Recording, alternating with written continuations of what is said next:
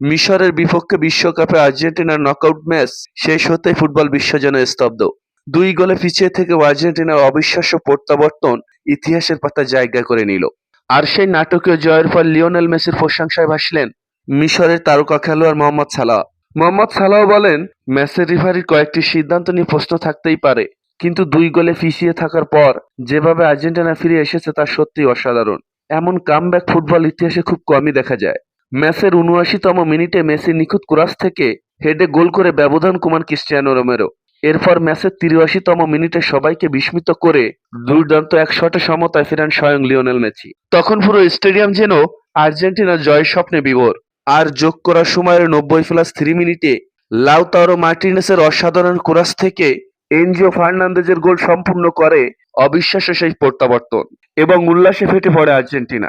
Match শেষে সালাহ আরও বলেন, মেসির সঙ্গে একই মাঠে খেলতে নামা মানেই নতুন নতুন কিছু শেখা। তার নেতৃত্ব, মানসিক দৃঢ়তা এবং কঠিন মুহূর্তে দলকে টেনে তোলার ক্ষমতা সত্যিই অনন্য।